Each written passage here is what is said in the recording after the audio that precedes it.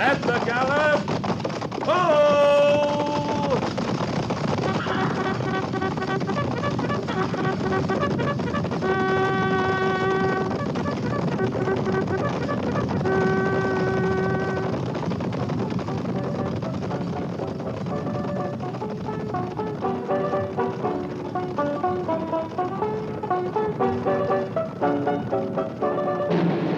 Fort Laramie.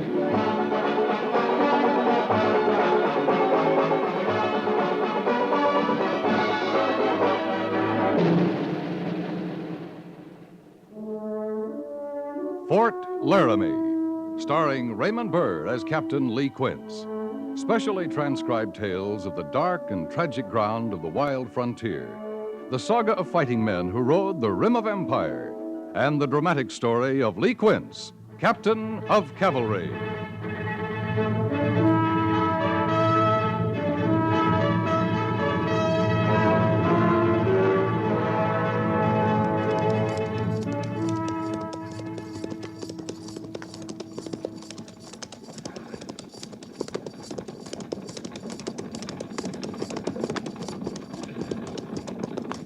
This is as far as we go, mister. That's your line, the creek ahead? You can water your stock there. We'll wait for that and head back.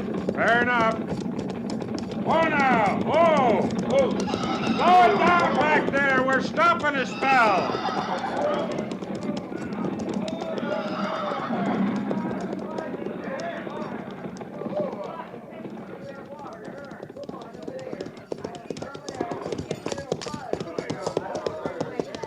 This the end of the line for us, Captain? That's what the orders say, Sergeant. Yes, sir. Tell the men to dismount and unsaddle, pin graze and water. Take your mount, Captain. Yeah, thanks. I want to talk to the driver. You seen him then, up on the rim. Yeah, they're keeping their distance. Ain't every wagon train pushing west gets two escorts, cavalry and the engines. Yeah, of course. I'll tell him.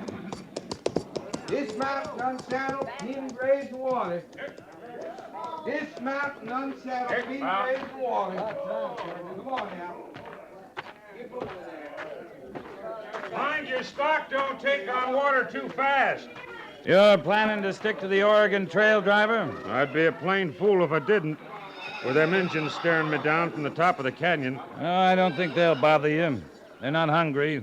We butchered some beef on the agency for them last week. Can't see we'd look too good to them. Kind of mangy-looking outfit, ain't we? Oh, I've seen worse. You're all right, so long as you don't get any ideas about the old Bozeman Trail. Well, that's closed now, ain't it? Yeah, by treaty. That's what's bothering our friends up there on the rim. They think we aim to cut up to Montana country? Some of the wagons try it. Lots of gold up there, ain't they, Captain? Yep, and lots of Sioux and lots of Arapaho. It's all Indian country. Bozeman Trail's closed. Forts and posts are abandoned. I tell you the truth, Captain. I kind of had my heart set and panning myself a fortune or two.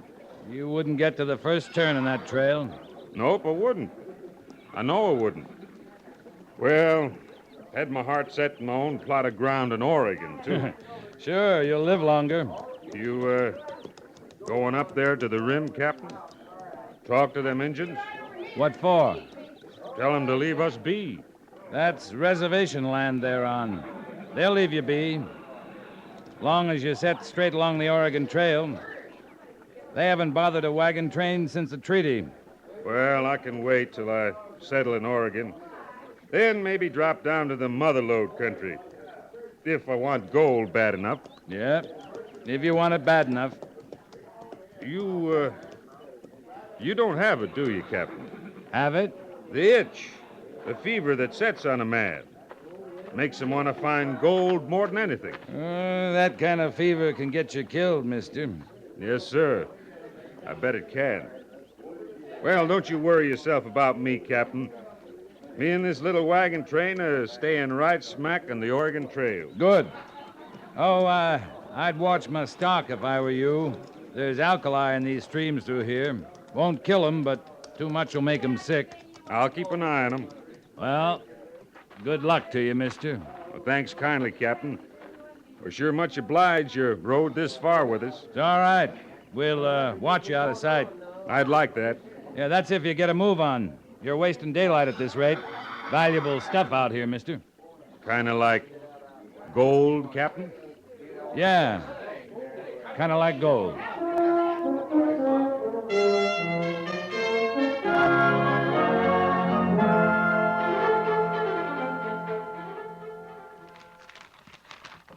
The Indians made no move to follow the train? No, they left the rim of the canyon a little before we did. You can't be sure they didn't ride on ahead to intercept the train when it was out of your sight. They weren't headed that way, but I can't be sure. I keep feeling like we're sitting on a powder keg, Lee. Slightest little jar will blow up to a full-scale war. It's got me edgy. You got company. You? Nope. Red Cloud. Why do you think those Indians were lining the rim of that canyon? I guess they can't believe it either. It's not much of a peace, Captain, if we spend all our time watching them, just to find out they're watching back. Well, Major, beats killing each other. You like Red Cloud, don't you, Lee? Yeah, I like him. Do you trust him? He signed the treaty. Hasn't broken it yet. Then you do trust him. I don't think he'll be the one to break the treaty, if that's what you mean. You think we will, is that it? No, not we. But I saw something in that wagon train driver that breaks treaties. He called it a itch, a fever. Fever for gold. You told me you warned him about going up the old Bozeman trail. Yeah, I warned him. I don't think he'll try it. But if he doesn't, someone with a fever will. If not the Bozeman, then they'll break new trails up into the Bighorn Range, over into Black Hills. That's all Indian territory. We've both read the treaty, Major. And Red Cloud signed it. So did we. Now, what do we have to do? Read it to every wagon train that stops at Fort Laramie? You asked me if I trusted Red Cloud. I trust him till the next white man goes into Indian country looking for gold. Yeah, I suppose you're right. He got what he wanted. Powder River country, Black Hills for hunting grounds. That covers everything to the north and east of us. And we better stay out of it. Tell that to the men with the gold fever. I do when I see him. Lee, if you were sitting in my chair, what would you do if you had to translate this problem to Washington? I'd desert. No, you wouldn't. You'd have a plan. What would it be? About white men going into Indian country? We can't protect them. We'll have to try to keep them from going in. That's what I want to know. Can we stop them? We can try. Maybe with official orders we can keep them from going in numbers. If we catch them, lock them up as treaty violators. And if they persist? For provoking an act of war, I'd shoot them.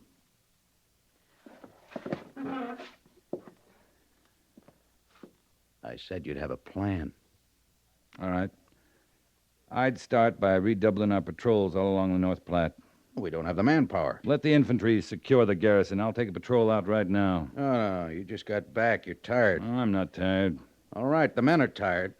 I got another plan. What's that? I need a drink. Why don't you go on over, Captain? Maybe I'll join you later. Yes, sir, Major.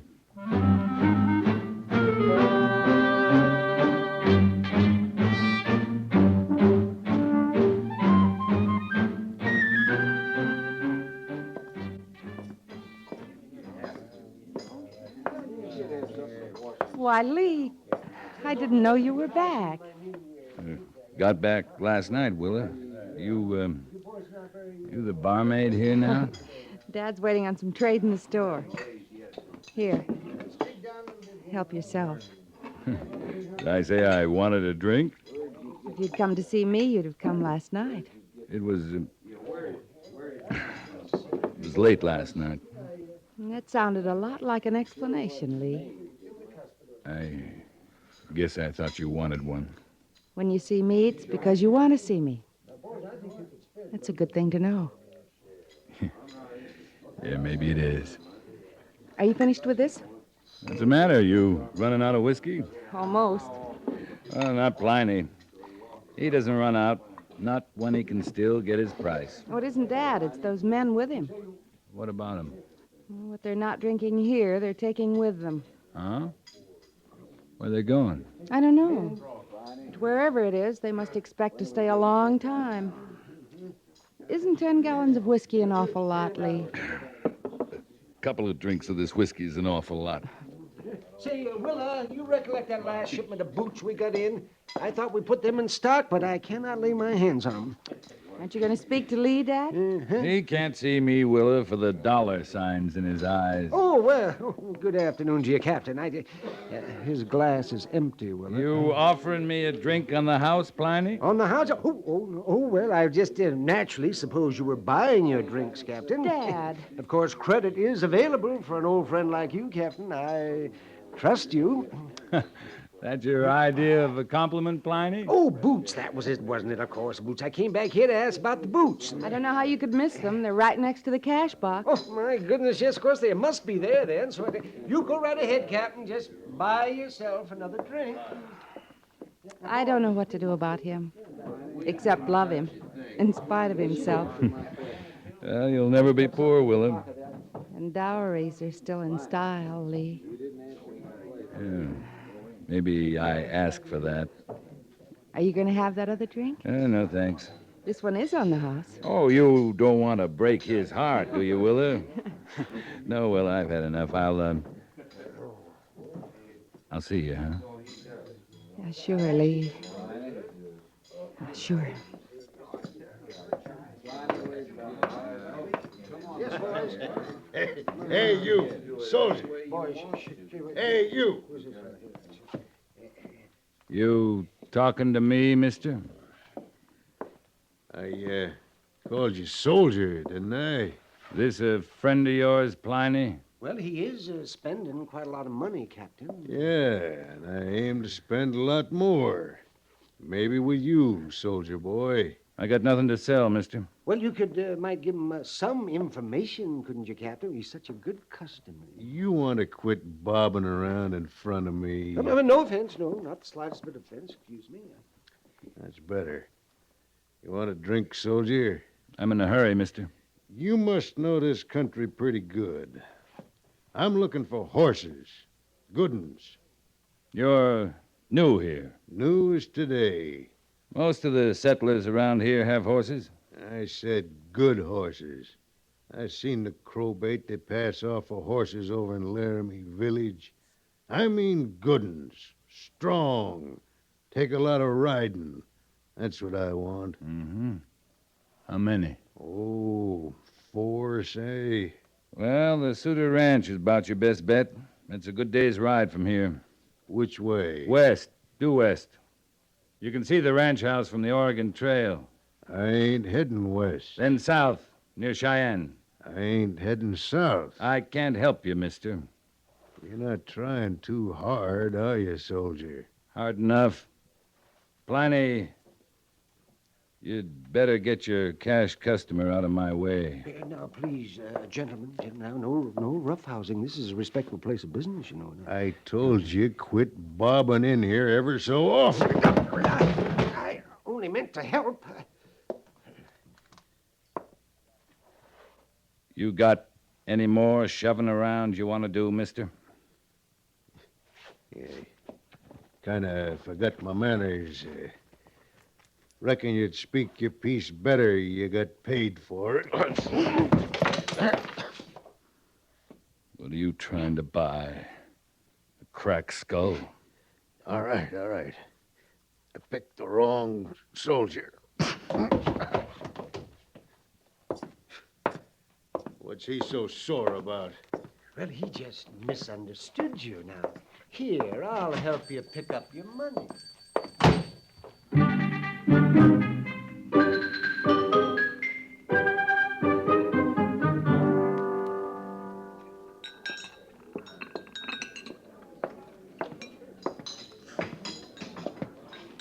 All right, if I sit next to you, soldier. Help yourself. You get used to the food in time, do you? You eating free, ain't you? It's free enough. You look like a smart man, soldier. I ain't. I hear better. You been talking to somebody dumber than me, then. Pliny, the sutler. He put you next to the free meal here in the barracks? That'd be plenty. Him and me, we're dumb in different ways.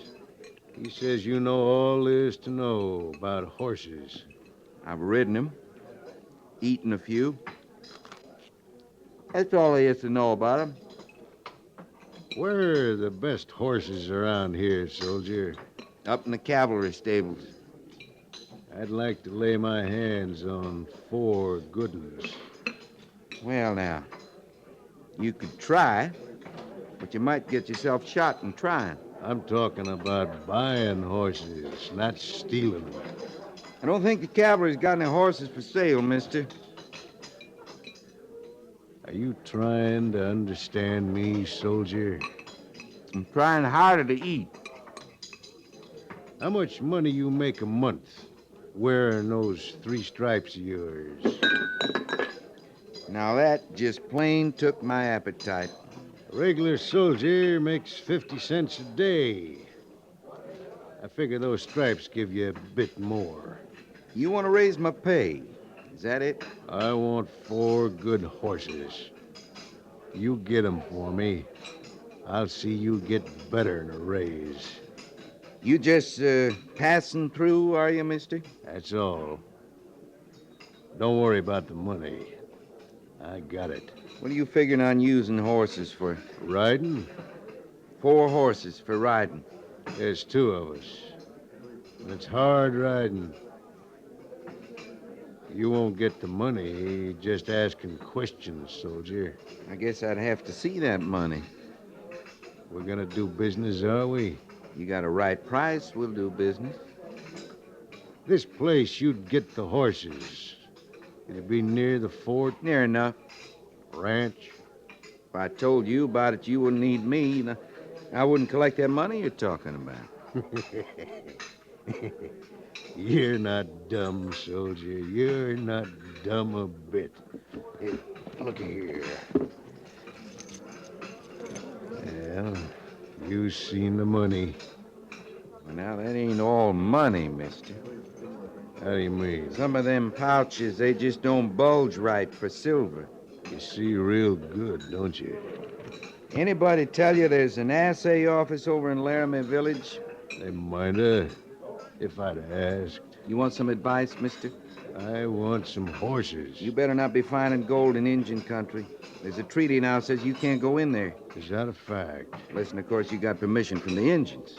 Soldier, I got 10 gallons of whiskey. That's a lot of permission. Providing I wanted it. Now then, I took your advice. You gonna take my money? I'd a lot sooner take you, mister. You going along with me, or ain't you? I'm going with you all the way. Hey, what's the idea? You just got yourself a military escort, mister, clean through the main gate of Fort Laramie.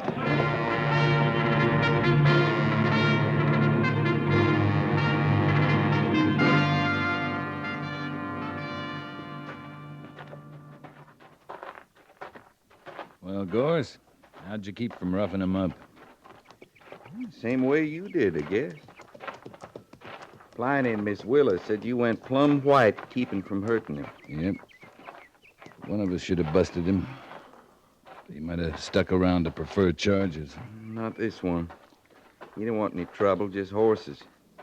If I had my way, I'd have stuffed him in the stockade last night instead of throwing him off the post. Major says you can't hold a man for what you think he's going to do. You told him about it then. Last night, after you told me. That was gold in them pouches, sure as anything. I didn't have to look inside. Yeah, sure it was gold. And it was picks and shovels and pans he bought at the Sutlers. I got that much out of Pliny last night. You're not forgetting the whiskey. I'm not forgetting. Like as not, he's got the horses by now, too. We can't stop him from getting horses, Sergeant. We just don't have to help him. You were smart to hear him out. I should have been a little smarter. He'd stand to talk freer to me, seeing I'd have more need of money. I had to throw him out before he worked his way any further down the wage scale. Yeah, I knew a trooper once, deserted, sold his mount, saddle, everything up to his kerchief for $100. It's the best part of a year's pay. You think the Major will stand still for us taking off after him? Mr. Syberts brings his patrol in tomorrow night. We're not going anywhere till he's back. That sounds like an order. Hey, Major Daggett's. Can't prove anything going after him, Gorse. Cavalry patrol, maybe it'd scare him off a little. Oh, man, that stupid doesn't scare. He'd rather be scalped than be poor. If he goes in, we can all get scalped, trying to save his lousy hide. Sure like a better excuse to fight a war. We all would, Sergeant.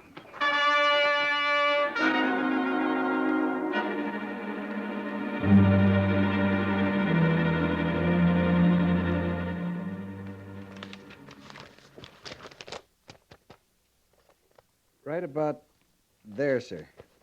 They were following Rawhide Creek, moving north. How many men, Mr. Syberts? 2 men. 4 horses, 4 mules. I couldn't tell enough through the glasses to describe what they looked like. I know what one of them looked like.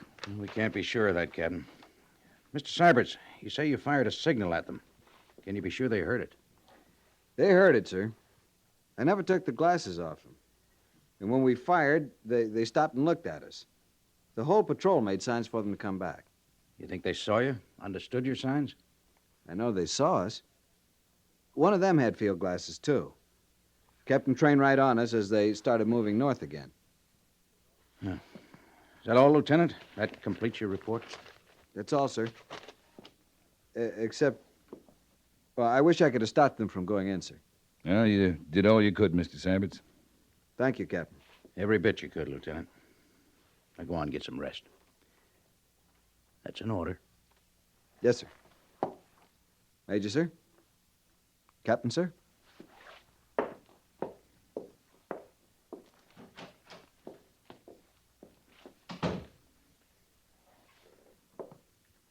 All right, Captain. What would you have done in his place? Exactly as he did. Glad to hear that. But now you want to go after the prospectors. I want permission to go to Red Cloud. To keep them from being killed? To keep a war from starting. The man I saw knows his chances. Everybody warned him. I got no feeling for him. I want to think about it, Captain. While you're thinking, a runner could be on his way to Red Cloud. I'm aware of that. And while you're thinking, Red Cloud could be on his way here, in paint and war bonnets. If he is, a runner wouldn't stop him. He might. I'd say that's a chance we got to take. The only chance we have got. If the runner gets through and Red Cloud agrees to powwow with you, what then? I'll ask him to let us find the prospectors and deal with them our way. And if he's found them first? I'll take their bodies off his hands. How many men do you want, Captain? Sergeant Gorse. Just one man? I want to stop a war, Major, and not start one. Red Cloud's not likely to consent to a full company. The runner will leave the post in an hour. When can you and Sergeant Gorse leave? Tell your runner we'll try hard not to get ahead of him.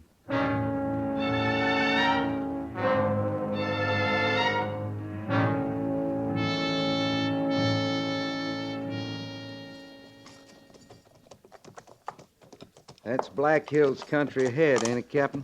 Yeah, if you can see it, over the war bonnets. Red Cloud's not taking any chances.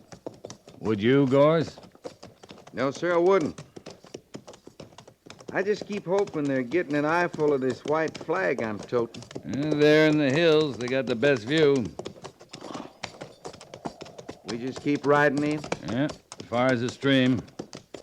We'll drop our gun belts when we get there. And wait for Red Cloud. Yes, sir. I guess if I'm going to die in the cavalry, I'd just soon do it with you as anybody, Captain. You could be back at Fort Laramie, getting rich, selling horses to prospectors. The air is cleaner out here, as long as it lasts.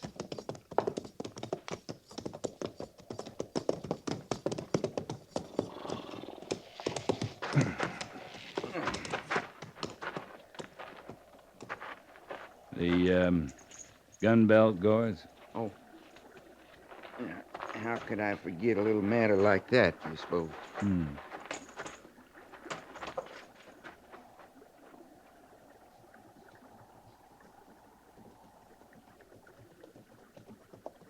Yeah. Red Cloud, all right. 2 braves with him. Another couple hundred in the hills. It'll be 1,000 so long as they stay up there.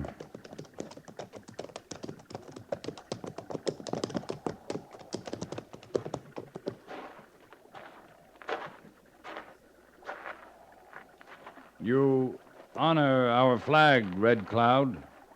We thank you. Where is honor in white man for treaty boundaries? It comes slow to some white men.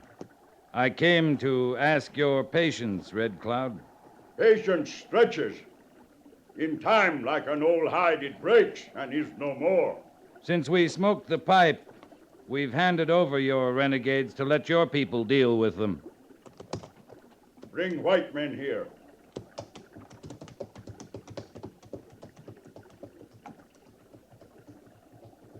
You will deal with them. How? They're alive?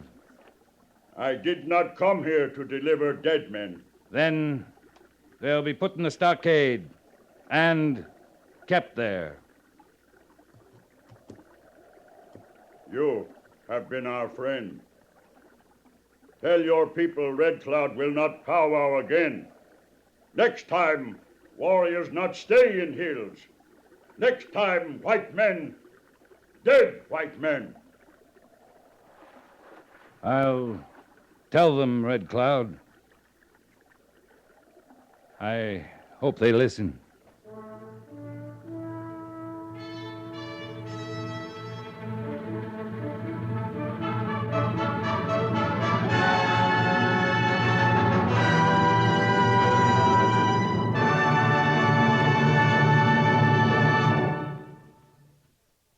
Fort Laramie is produced and directed by Norman Macdonnell and stars Raymond Burr as Lee Quince, Captain of Cavalry, with Vic Perrin as Sergeant Gorse.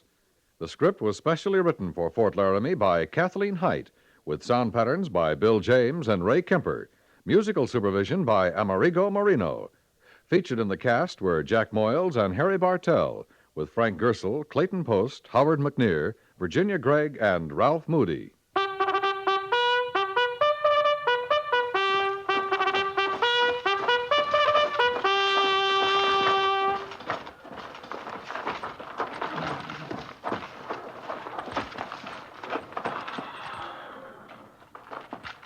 Company, attention! Dismiss.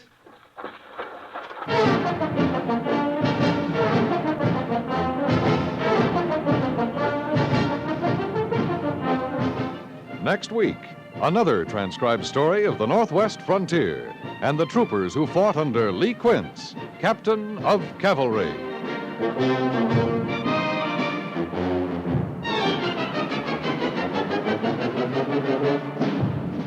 Time was, a man who wanted to get away from it all could hide in the cellar, take a walk in the woods, or go live in a cave. Today's best way is not to hide, walk off, or hunt for a cave, but to join the ground observers. With their eyes on the skies, they're keeping America's defenses manned to serve the cause of peace. See your local civilian defense people. Join the ground observers. 2 hours a week will earn your silver wings. Help America be strong as a deterrent to any possible intrusion.